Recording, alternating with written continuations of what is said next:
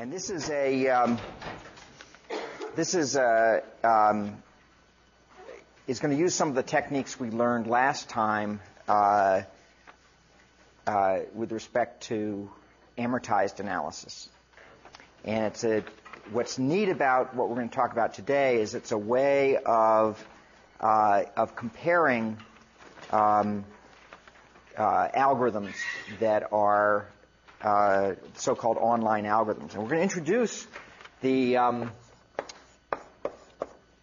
this notion with a problem which is called self-organizing lists.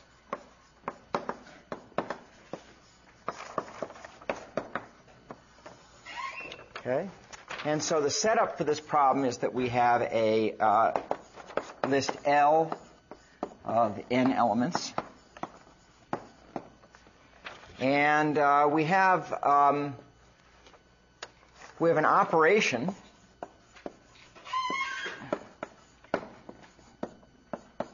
oops, got to spell things right. Access of X, which accesses item X in the list. Could be by searching, or it could be however you want to do it, but basically it goes and touches that element. And we're to say the cost of that operation is whatever the rank of X is in the list, which is just the distance of X from the head of the list. And the other thing that we can do is that the algorithm can do. So this is what the user would do. He just simply runs a whole bunch of accesses on the list. Okay, accessing one element after another. Okay, in any order that he or she cares to. And then L can be reordered, however, by transposing adjacent elements.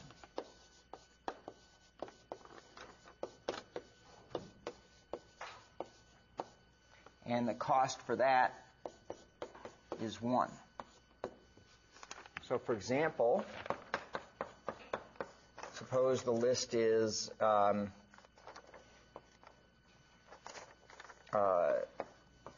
following.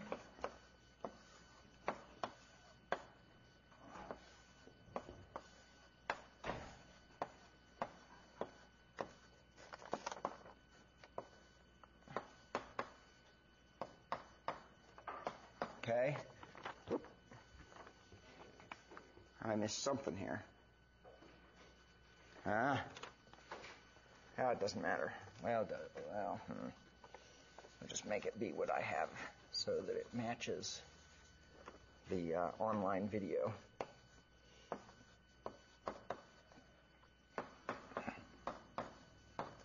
Okay, so here we have a list. And so if I do something like access element 14 here, the element with key 14, okay, then this costs me 1, 2, 3, 4. So here the cost is 4 to access. And so we're going to have some sequence of accesses that the user is going to do.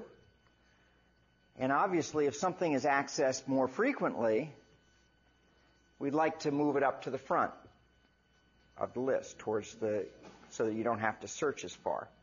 Okay? And to do that, if I want to transpose something, so for example, if I transpose 3 and 50, that just costs me 1. Okay? So then I would make this be 50 and make this be 3. Okay? Sorry, normally you just do it by swapping pointers. Okay? So those are the two operations. And we're going to do this in what's called an online fashion. So let's just define online. So a sequence S of operations is provided one at a time.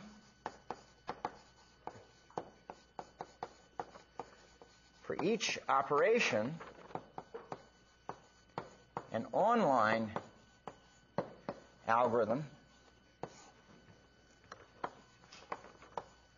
must execute the operation immediately.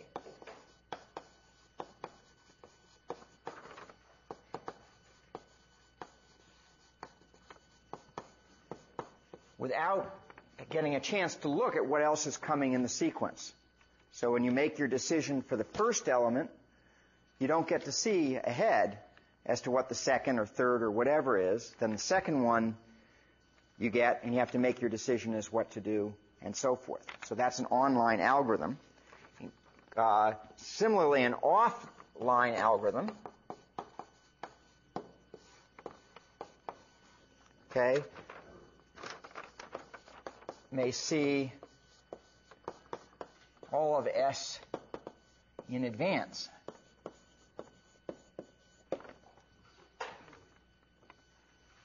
Okay, so you can see an offline algorithm gets to see the whole sequence and then decide what it wants to do about element 1, element 2, or whatever.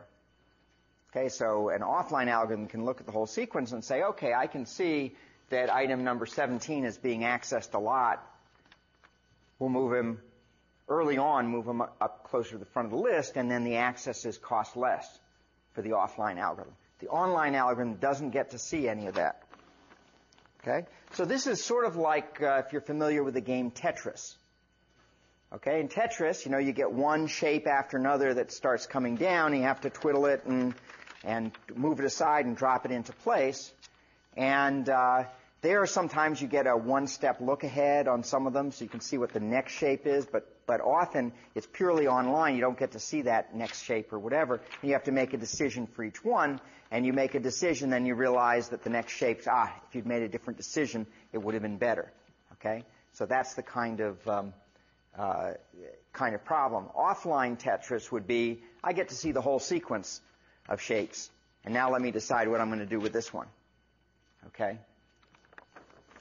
Okay, and so in this, the goal for any of the algorithms, either online or offline, is to minimize the total cost, which will denote by, I forgot to name this. This is algorithm A here. Okay? The total cost C sub A of S. Okay, so the cost of algorithm A on the sequence S. That's just the notation we'll use for what the total cost is. So any questions about the setup for this problem? So we have an online problem. We're going to get these things one at a time. Okay, and we have to decide what to do. So let's do a worst case analysis for this.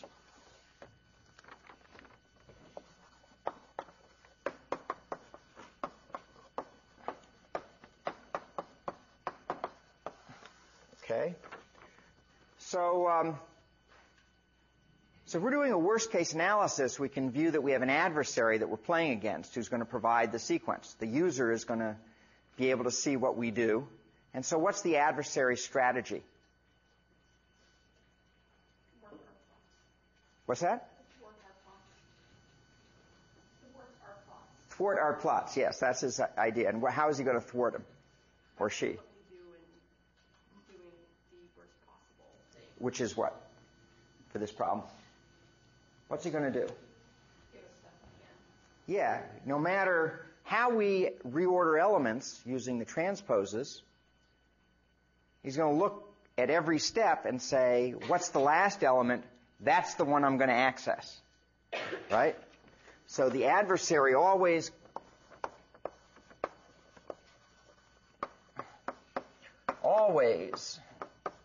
accesses the tail element of L, no matter what it is, no matter how we reorder things. Okay? For each one, adversary just accesses the tail. So the cost of this, of any algorithm then, is going to be omega size of S times n. Okay, because you're always going to pay for every sequence, you're going to have to go n, pay a cost of n. Okay, for every element in the sequence. Okay, so not terribly in the worst case.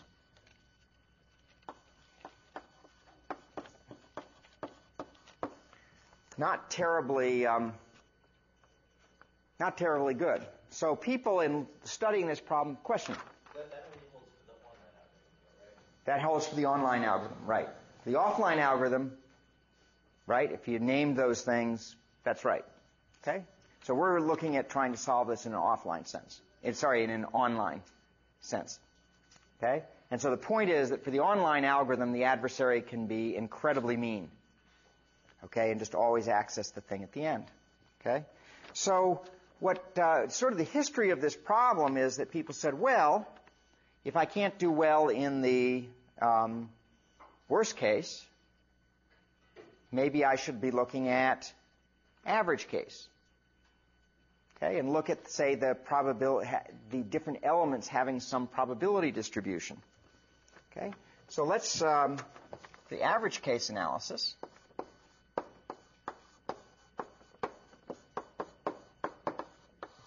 Okay, let's suppose that element X is accessed with probability P of X. Okay, so suppose that we have some a priori distribution on the elements. Okay, then the expected cost of the algorithm on a sequence, okay, is, so this is if I put all of the elements into some order, okay, and don't try to reorder, but just simply look at is there a static ordering that would work well for that distribution, it's just going to be, by definition of expectation, the probability of X times, in this case, the cost, which is the rank of X in whatever that ordering is that I decide I'm going to use. Okay? And this is minimized when?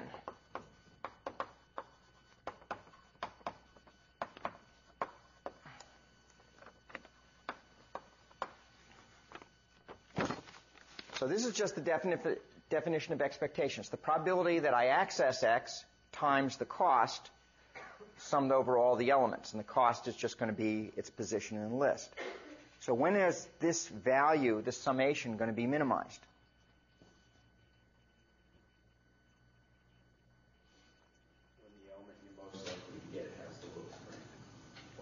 When the element is most likely has the lowest rank, and then what? What about the other elements? Okay, so what does that mean? So you order them based on the probability of getting. Yeah, so you sort them. Yeah, sort them on the base of decreasing probability. Okay? So it's minimized when L is sorted, okay, in decreasing order.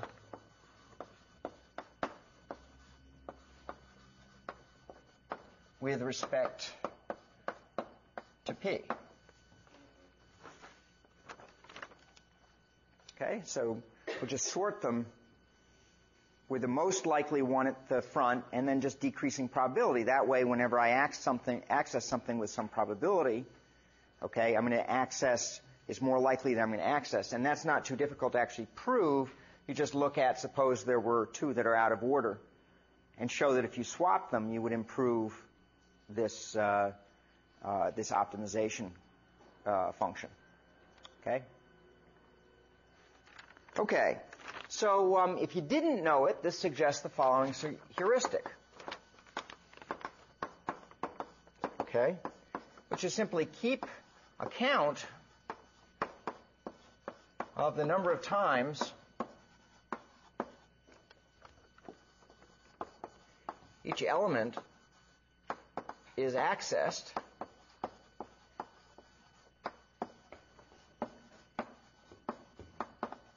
and maintain the list in order of decreasing count.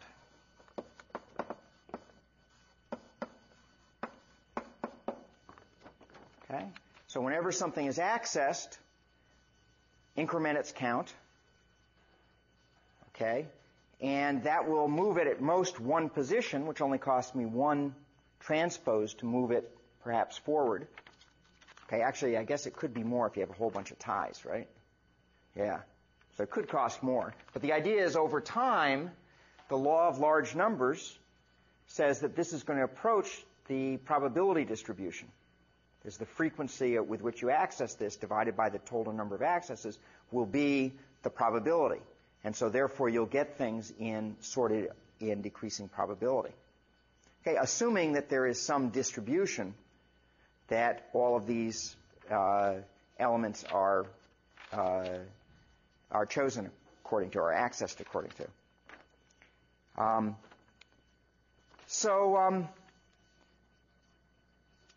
It doesn't seem like there's that much more you could really do here, and that's why I think this notion of competitive analysis is so persuasive, because it's really amazingly strong. Okay? And it came about because of what people were doing in practice. So in practice, what people implemented was a so-called move to front heuristic. Okay? And the basic idea was, after you access an element, just move it up to the front.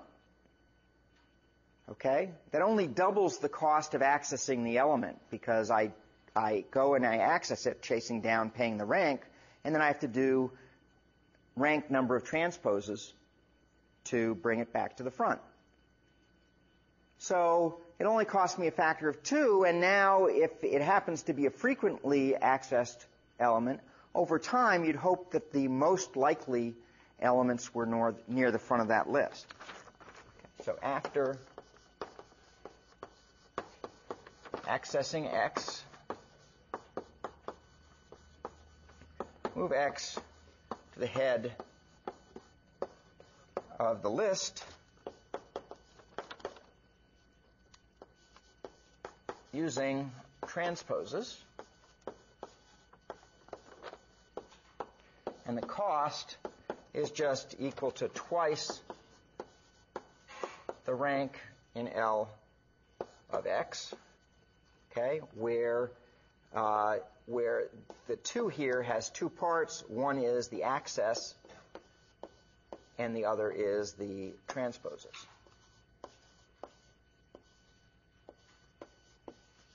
Okay? So that's sort of what they did. And one of the nice properties of this is that if it turns out that there's locality in the access pattern, if it's not just a static distribution, but rather once I've accessed something, if it's more likely I'm going to access it again, which tends to be the case for many input types of patterns, this responds well to locality, because it's going to be up near the front if I access it very soon after I've accessed. So if there's what's called temporal locality, meaning that in time I tend to access things. So it may be that I access something that's very hot for a while, then it gets very cold. This type of algorithm responds very well to the hotness of the accessing. Okay, so it responds well to locality.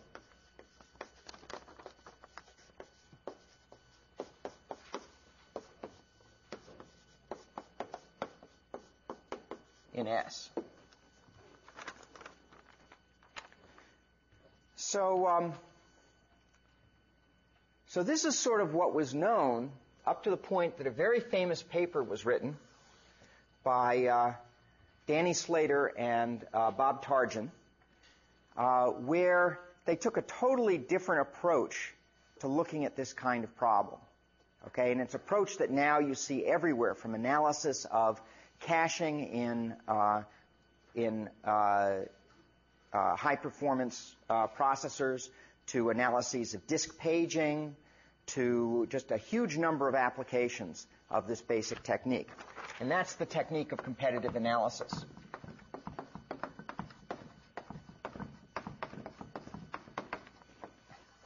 Okay, so here's the definition.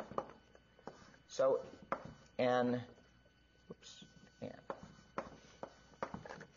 online algorithm A is alpha competitive.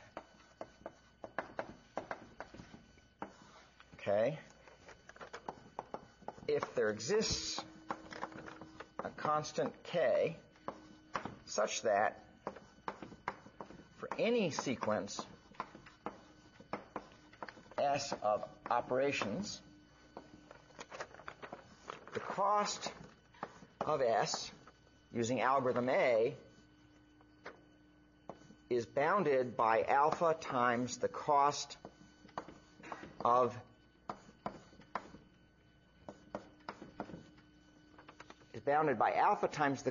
of opt, where opt is the optimal offline algorithm. Okay?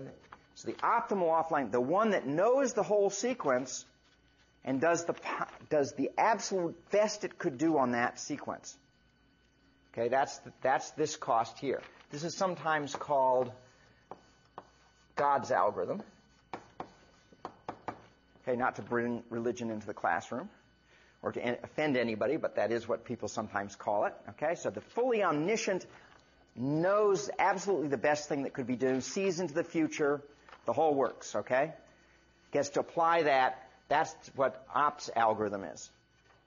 And what we're saying is that the cost is basically whatever this alpha factor is. It could be a function of things, or it could be a constant. Okay, times whatever the best algorithm is. Okay, plus there's a potential for a constant out here. Okay.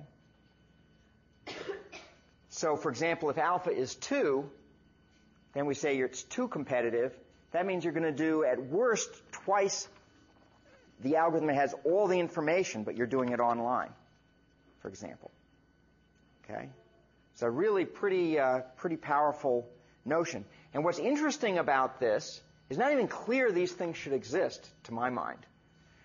Okay? What's pretty remarkable about this, I think, is that there's no assumption of distribution, of probability distribution or anything. It's whatever the sequence is that you give it, you're within a factor of alpha, essentially, of the best algorithm. Okay, which is pretty remarkable. Okay. And so we're going to prove the following theorem, which is the one that Slater and Tarjan proved. And that is that MTF is 4 competitive.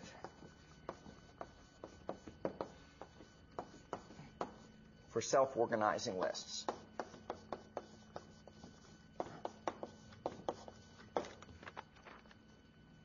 Okay?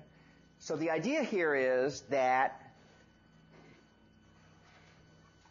suppose the adversary says, oh, I'm always going to access the thing at the end of the list, like we said in the beginning. Okay? So the adversary says, I'm always going to access the thing there. I'm going to make MTF work really bad because you're going to go and move that thing all the way up to the front, and then I'm just going to access the thing way at the end again.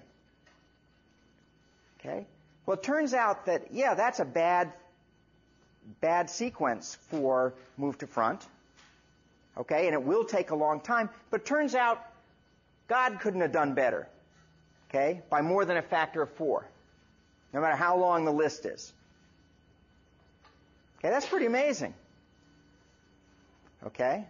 So yeah, that's a bad sequence. But if there's a way that the sequence exhibits any kind of locality or anything that can be taken advantage of, if you could see the whole thing, MTF takes advantage of it too. Okay, within a factor of 4. Okay, so really I think pretty remarkable theorem.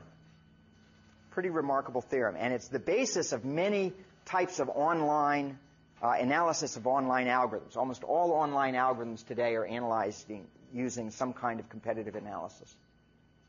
Okay, not always. Sometimes you do probabilistic analysis or whatever, but the dominant thing is do competitive analysis because then you don't have to make any statistical assumptions. Okay? Just prove that it works well no matter how. This is remarkable, I think. Isn't it remarkable? Okay. Okay. So let's prove this theorem. So we're going to spend the rest of the lecture on this proof. Okay? And the proof in some ways is not hard, but it's also not necessarily completely intuitive. So you will have to pay attention. Okay? Let's get some notation down. Let's let L sub I be MTF's list after the ith access. And let's let L be ops list after the ith access. Okay, so generally what I'll do is I'll put a star if we're talking about opt and have nothing if we're talking about MTF. Okay? So that's going to be the list. So we can say what's the list. So we're going to set it up as where we have an operation that transforms list I minus 1 into list I. Okay, that's what the ith operation does. Okay, and move to front does it by moving whatever the thing that was accessed to the front. And opt does whatever opt thinks is the best thing to do. We don't know. Okay? So we're going to let C sub I be MTF's cost for the ith operation. And that's just twice the rank in L sub I minus 1 of x if the operation accesses x. Okay, 2 times the rank in Li minus 1, because we're going to be accessing it in Li minus 1 and transforming it into Li. And similarly, we'll let C sub I star be ops cost for the ith operation. And that's just equal to, well, it's going to be, to access it, it's going to be the rank in Li minus 1 star, whatever its list is, of x at that step, because it's got to access it. And then some number of transposes, Ti, if opt performs T sub I transposes.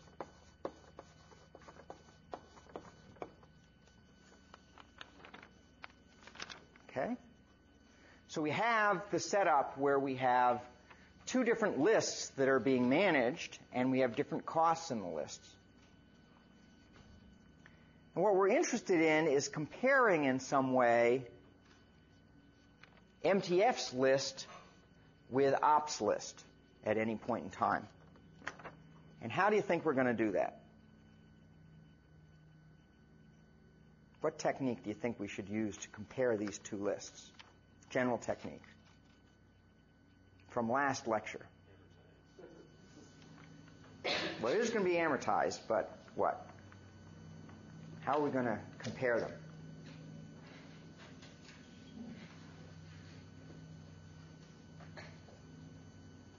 What technique did we learn last time for potential function? Good.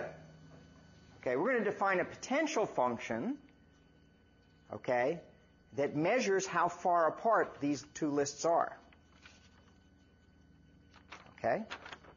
And the idea is that if, so let's define that, and then we'll take a look at it. So we're going to define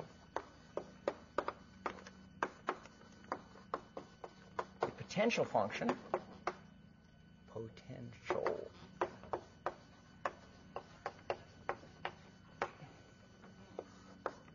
Phi mapping the set of MTF's lists into the real numbers by the following. Phi of Li is going to be twice the cardinality of this set.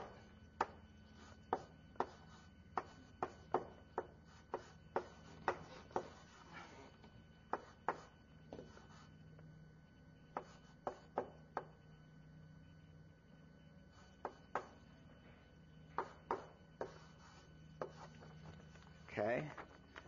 So this is the precedes operation in list I. So you can define a relationship between any two elements that says that X precedes L sub I, X precedes Y in L sub I if as I'm accessing it from the head, I hit X first. Okay? So what I'm interested in here are, in some sense, the disagreements between the two lists. This is where X precedes Y in MTF's list, but Y precedes X in OP's list. They disagree. Okay? And what we're interested in is the cardinality of the set, and we're going to multiply it by 2.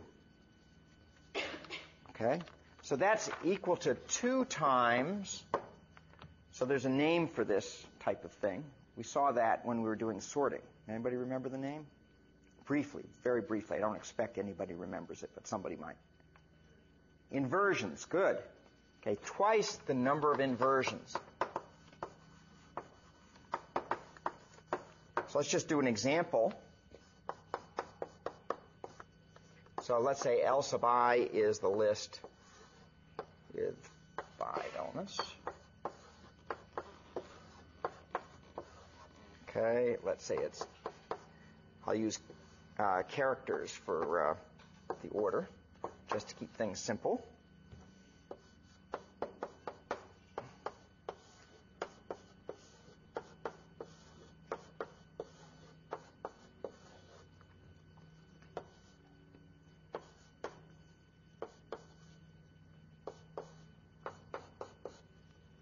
Okay, so in this case, phi of Li is going to be twice the cardinality of the set. So what we want to do is look to see which things are out of order. So here I look at E and C are in this order, but C and E in that order. So those are out of order. So that counts as one of my elements, EC. Okay? And then E and A and E. Okay, so those are out of order.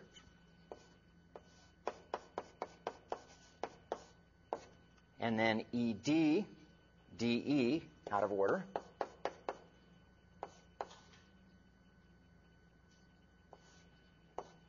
And then EB, BE, those are out of order.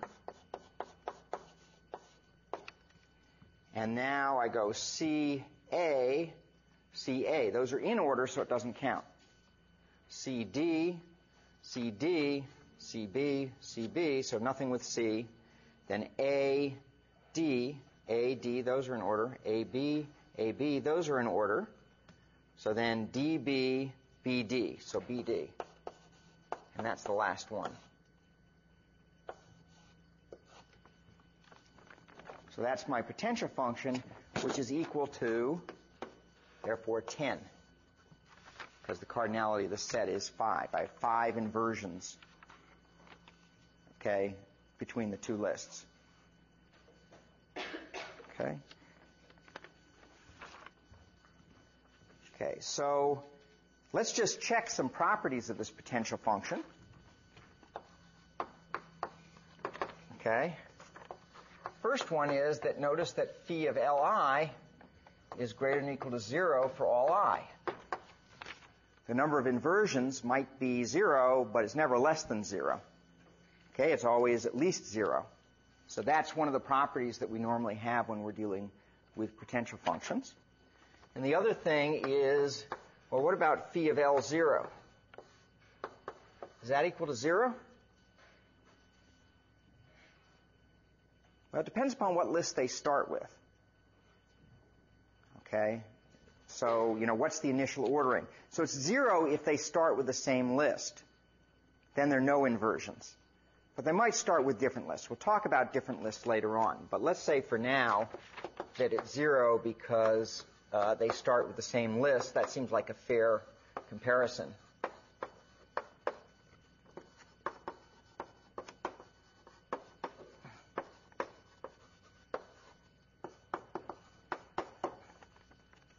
Okay. So we have this potential function now that's counting up how different are these two lists. And intuitively, what we're going to do is the more differences there are in the lists, the more we're going to be able to have stored up work that we can pay for. That's the basic idea. So the more that opt changes the list so it's not the same as ours, in some sense, the more we're going to be in a position as MTF to take advantage of that difference in delivering up work for us to do. And we'll see how that plays out. So let's first also make another observation. So how much does phi change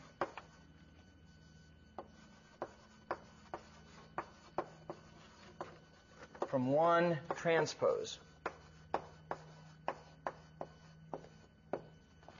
How much does phi change from one transpose? So basically that's asking, if you do a transpose, what happens to the number of inversions? So what happens when a transpose is done? What's going to happen to phi? What's going to happen to the number of inversions? Less than n minus 1? So if I change, it is less than n minus 1, yes. If n is sufficiently large, yes. Okay? But if I change, so you can think about it here. Suppose I switch two of these elements here.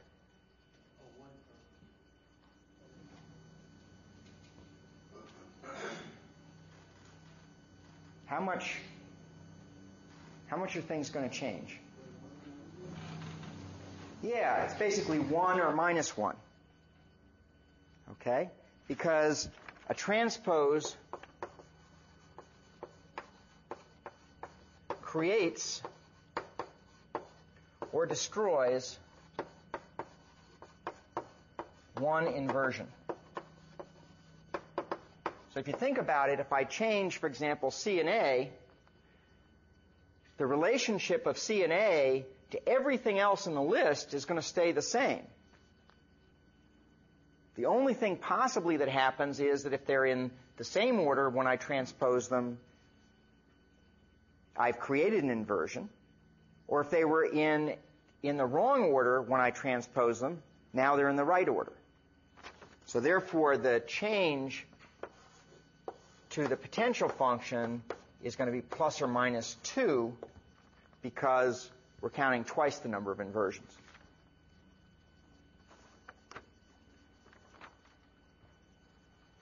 Okay? Any questions about that? So transposes don't change the potential very much. Just by 1. It either goes up 1, goes up by 2, or down by 2. Just by 1 inversion.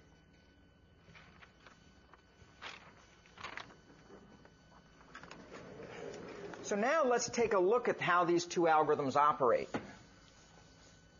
Oof.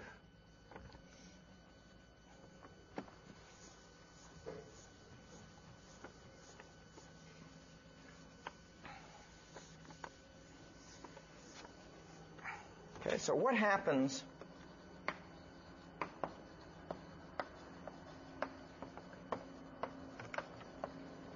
when op_I accesses X in the two lists? What's going to be going on? So to do that, let's define the following sets. Okay.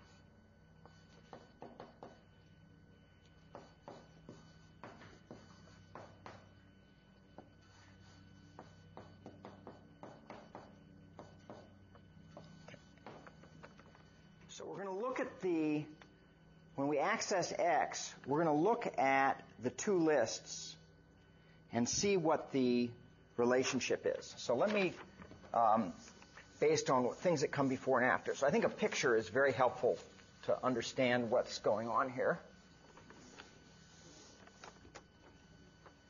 Okay, so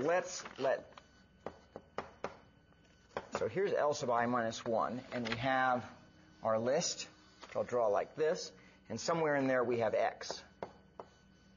Okay, and then we have L sub I minus 1 star, which is ops list. Okay, and he's got X somewhere else, or she. Okay.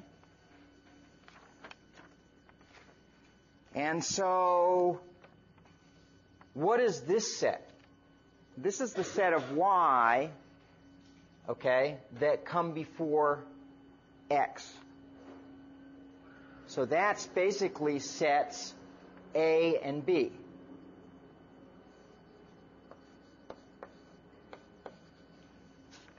Okay, those things that come before X in both. Some of them, the A's, come before it in X, but come after it in come before it in A, but come after it in B. Okay, and similarly down here, what's this set?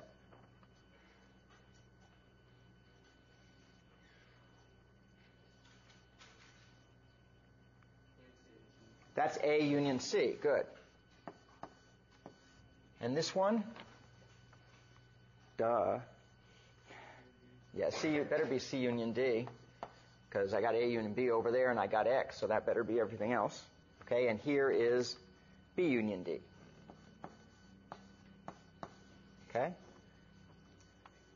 So those are the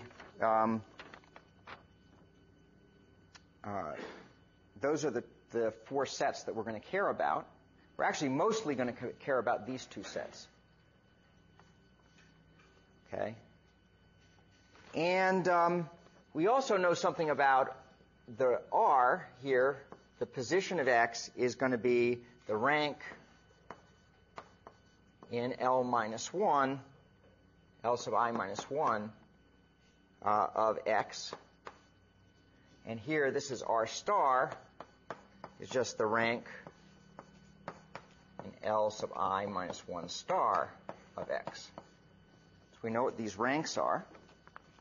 And what we're going to be interested in is in fact what the characterizing the rank in terms of the sets. Okay, so what's the position of this? Well, the rank, we have that R is equal to the size of A plus the size of B plus 1. Okay, and R star is equal to the size of A plus the size of C plus 1.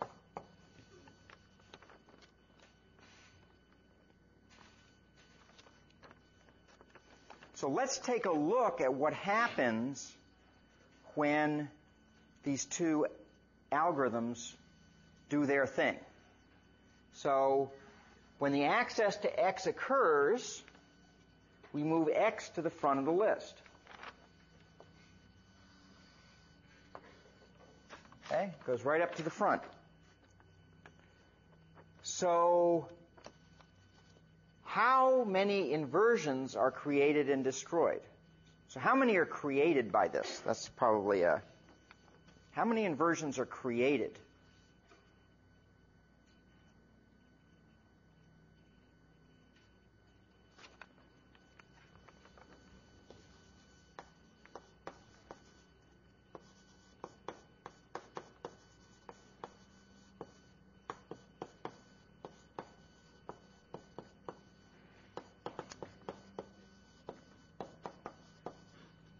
How many inversions are created? So we move X to the front. So what we're concerned about is that anything that was in one of these sets that came where it's going to change in order versus down here. So if I look at B, well, let's take a look at A. Okay, So A, those are the things that are in the same order in both. So everything that's in A, when I move X to the front, each thing in A is going to count for one more inversion. Does everybody see that? So I create the cardinality of A inversions.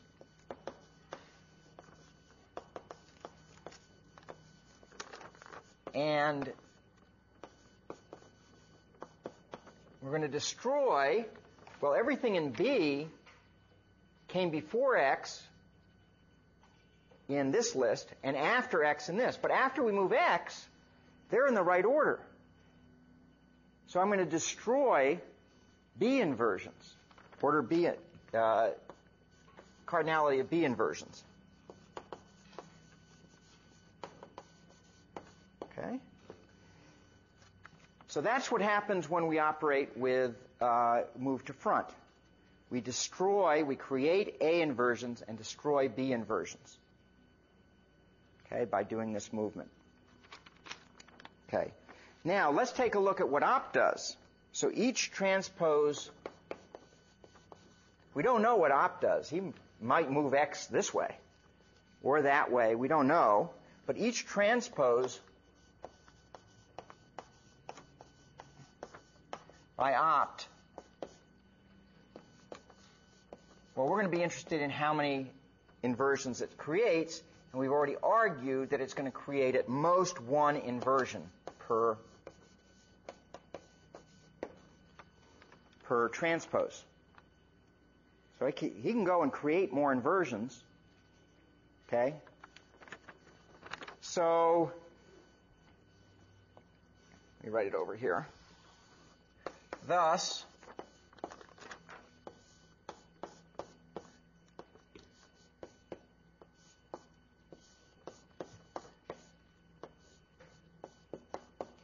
the change in potential, the change in potential is going to be at most twice A minus B plus Ti. Okay, so Ti, remember, was the number of transposes that opt does on the ith step for the ith operation. Okay? So we're going to create the change in potential is at most twice this function. So we're now going to look to see how we use this fact and these two facts, this fact and this fact, okay, to show that opt can't be much better than MTF.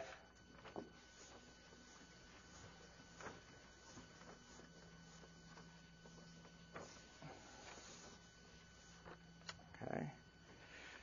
Good.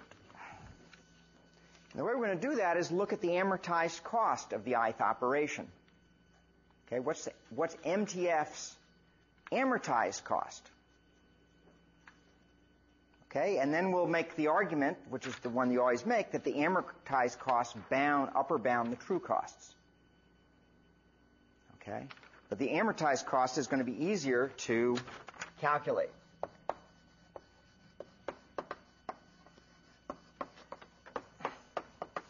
Okay, so amortized cost is just C hat.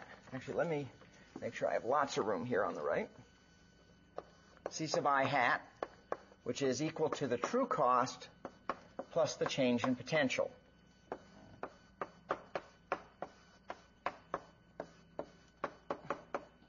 Okay, that's just definition of amortized cost when given potential functions. Okay? So, what is the cost of operation I?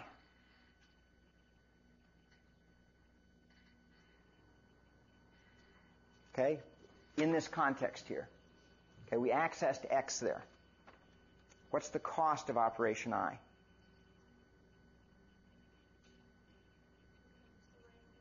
2 times the rank of x, which is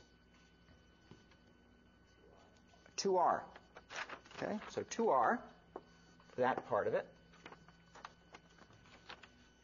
Okay, plus, well, we have an upper bound on the change in potential. That's this. Okay, so that's 2 times cardinality of A minus cardinality of B plus T sub I.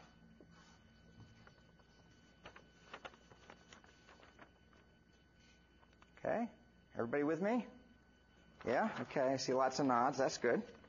Okay, that's equal to 2r plus 2 of size of A minus, okay, I want to plug in for B. And it turns out very nicely, I have an equation involving A, B, and R. So I get rid of the variable size of B by just plugging that in. Okay? And so what do I plug in here? What's B equal to? Yeah, R minus size of A minus 1. I wrote it the other way. Okay? And then plus Ti. Okay, and this is since R is A plus B plus 1.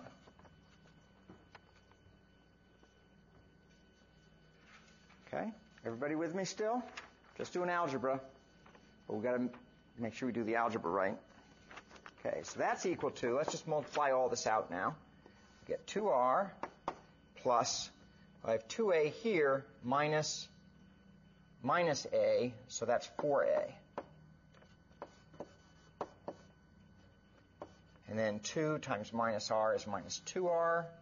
2 times minus 1 is minus 2. Oh, but it's minus 2, so it's plus 2. Okay. And then I have 2ti. So that's just algebra. Okay. So that's not bad. We've just gotten rid of another variable. What variable did we get rid of? R. Didn't matter what the rank was as long as I knew what the number of inversions was here. Okay? So that's now equal to 4a plus 2 plus 2ti. And that's less than or equal to, I claim, 4 times r star plus ti. Using our other fact, since r star is equal to the size of A plus the size of C plus 1, and that's greater than or equal to the size of A plus 1. Okay, so if I look at this, I'm basically looking at A, the fact that A, what did I do here? So we have r star is greater than or equal to A plus 1. Right? So therefore, A plus 1, good.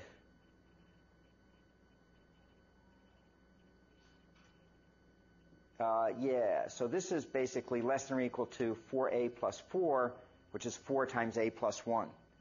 Probably should have put in another algebra step here. Okay, because if I can't verify it like this, then I get nervous, okay? But this is basically at most 4a plus 4. That's 4 times a plus 1, and a plus 1 is less than or equal to r star. And then 2ti is at most 4ti. So I've got this. Okay, does everybody see where that came from? But what is r star plus ti?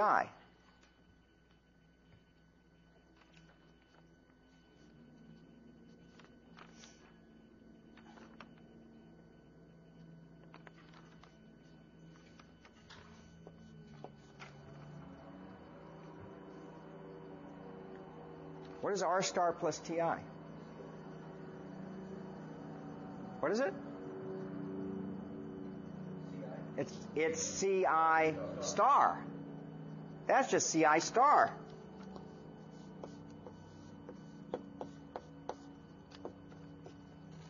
So the amortized cost of the ith operation is at most 4 times ops cost.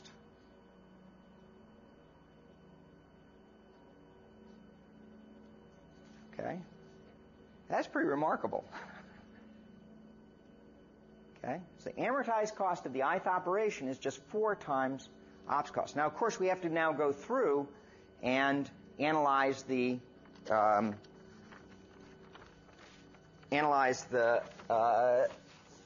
total cost. But this is now the routine way that we analyze things with potential function. So the costs of MTF of S is just the summation of the individual costs. Okay, by definition.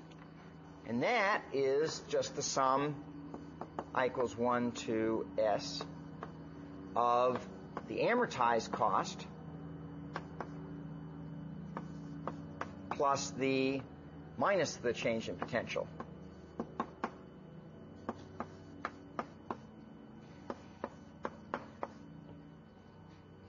Okay. Did I do this right? No, I put the parentheses in the wrong place. No, now I've got it right. Good. I just missed a parenthesis. Okay. So this is, in the past what I did was I expressed the amortized cost as being equal to Ci plus the change of potential. I'm just throwing these two terms over to the other side and saying what's the true cost in terms of the amortized cost. Okay, so I get phi minus 1 plus phi sub Li at minus 1 minus phi of Li. Okay, by making that substitution. Okay, that's less than or equal to, since this is linear, well, I know what the sum of the amortized cost is. It's at most 4 Ci star. So the sum of them is at most, so that sum I equals 1 to S of 4 Ci star. And then, as happens in all these things, you get a telescope with these terms. Every term is added in once and subtracted out once, except for the ones at the limit. So I get plus phi of L0 minus phi of L subcardinality of S. And now this term is 0. And this term is greater than or equal to 0. Okay? So therefore, this whole thing is less than or equal to, well, what's that? That's just 4 times ops cost.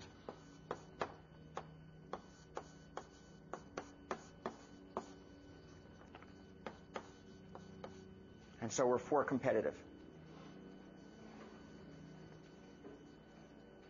Okay? This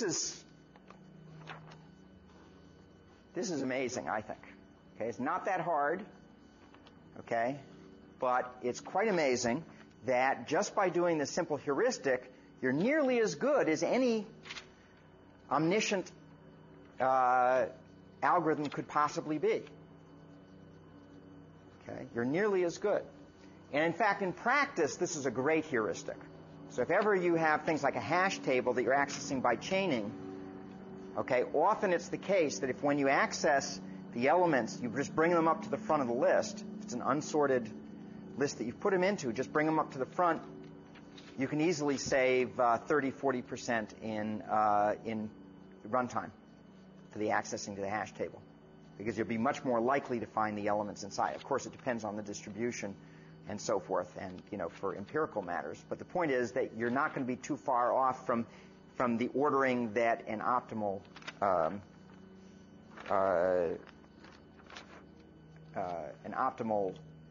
algorithm would do. Optimal offline algorithm. I mean, amazing. Okay, optimal offline. Now, it turns out that in the reading that we assigned, so we assigned you Slater and Tarjan's original paper. In that reading,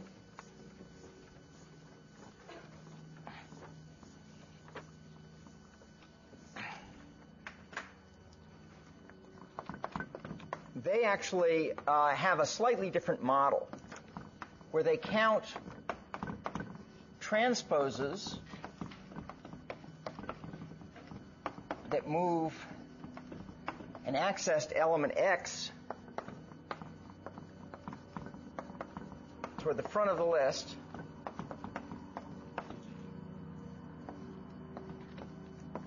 as free. Okay? So, and this basically models, so basically here's the idea, is if I actually have a linked list, then when I chase down, once I find X, I can actually move X up to the front with just a constant number of pointer operations to splice it out and put it up to the front. I don't actually have to transpose all the way back down. Okay? So that's kind of the model that they use, which is a more realistic model. Okay? I presented this argument because it's a little bit simpler. Okay? And the model's a little bit simpler. But in their model, they have, if when you access something, you want to bring it up to the front, or anything that you happen to go across during that time, you can bring up to the front essentially for free. This model is the splicing in, splicing X in and out of L in constant time.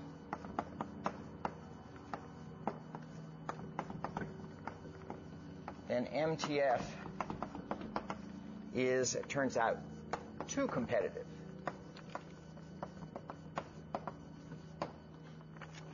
It's within a factor of 2 of optimal. Okay, if you use that. And that's actually a good exercise to work through. You can also go read about it in the reading. But to understand this better, look to see where you would use those things. You have to have another term representing the number of, quote, free transposes. But it turns out that all the math works out pretty much the same. Okay.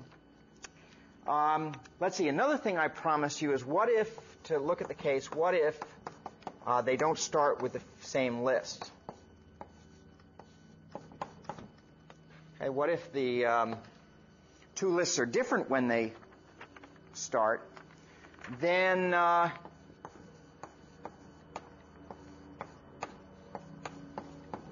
the potential function at the beginning might be as big as what? How big could the potential function start out as if the lists are different? So suppose that we're starting out, you have a list, and op says, okay, I'm going to start out by ordering my list according to the sequence that I want to use. Okay, and MTF orders it according to the sequence it wants to use. What list is opt going to start out with as an adversary? Yeah, he's going to pick the reverse of whatever MTF starts out with. Right? Because then, and if he picks the reverse, what's the number of inversions? It's how many inversions in a reverse ordered list?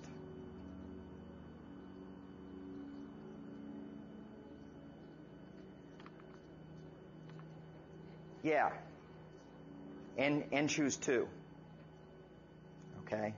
Is it n choose 2 or n minus 1 choose 2? N minus 1 choose 2. Okay. Inversions that you get, because basically the triangular number. okay, when you add them up. But in any case, it's order n squared. Worst case. So what does that do to our analysis here? It says that the cost of MTF of S is going to be, well, this is no longer 0. This is now n squared.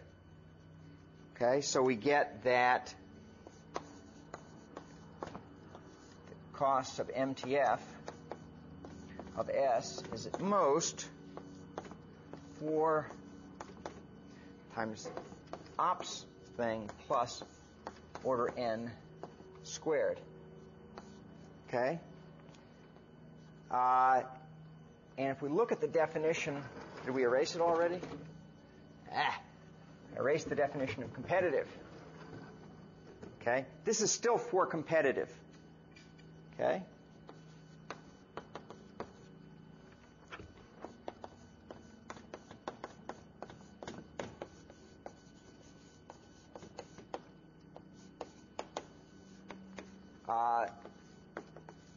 Since n squared is constant as the size of S goes to infinity.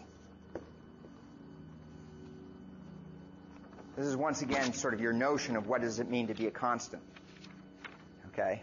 So as the size of the list gets bigger, all we're doing is accessing whatever that number n is of elements. That number doesn't grow with the problem size. Okay, even if it starts out as some variable number n. Okay, it doesn't grow with the problem size. We still end up being competitive. This is just the k that was in that definition of competitiveness. Okay. Any questions? Yeah. How can you say that it takes exactly as long to traverse an element of the list as it takes to Well, you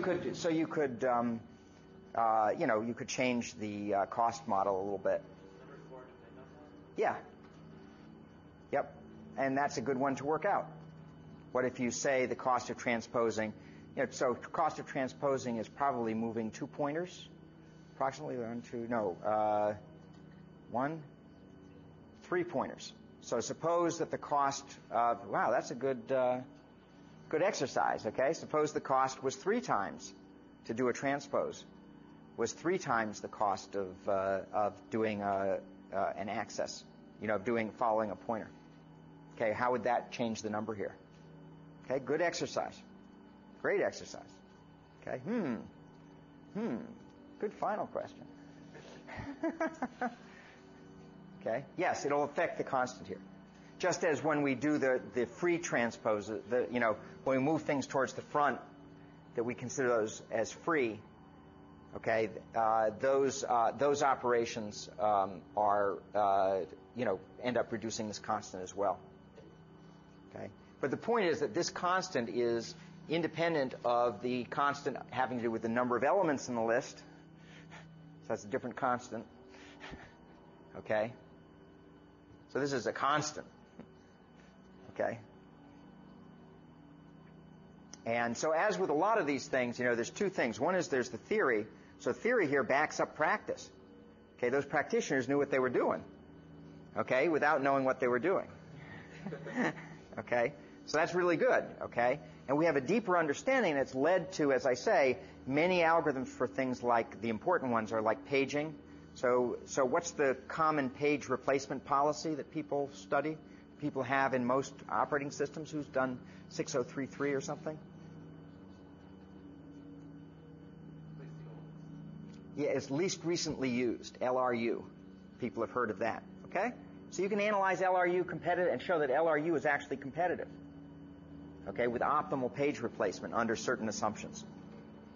Okay? And there are also other things, like people do random replacement algorithms, and there are a whole bunch of other kinds of things that can be analyzed with the competitive analysis framework. Okay? So it's very cool stuff. And we're going to see more in recitation on Friday. We'll see a couple of other really good problems that are maybe a little bit easier than this one. Okay? Definitely easier than this one. Okay? They give you hopefully some more intuition about competitive analysis.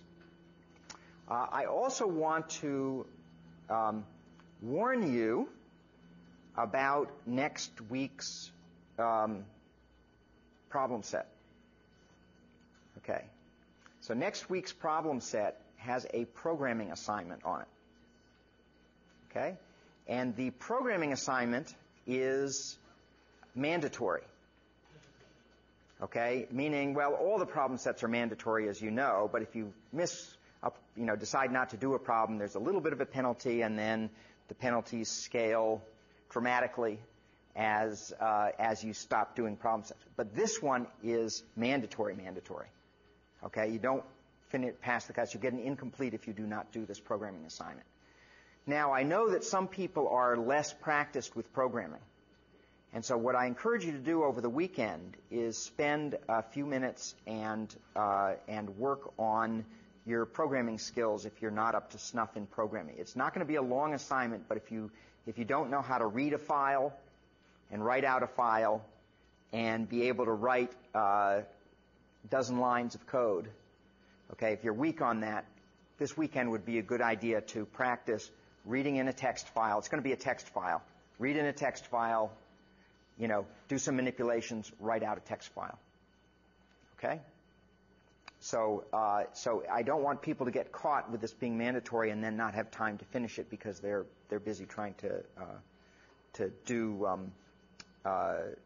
trying to learn how to program in short order. I know some people take this course without quite getting all the programming prerequisites. Here's where you need it. Question? No language limitations. Pick your language. Okay, the answer will be written, I think, in Java, and Eric has graciously volunteered to use Python, okay, as for his solution to this problem. We'll see whether he'll live up to that promise. I hope I'm not. You did already, okay. And George wrote the Java solution. And so C is fine. MATLAB is fine. Okay, I don't know if, what else is fine? Anything's fine. Scheme is fine. Scheme is fine. Scheme is great. Okay? So any such things will be just fine. Okay? So we don't care what language you program in, but you will have to do programming to solve this problem. Okay?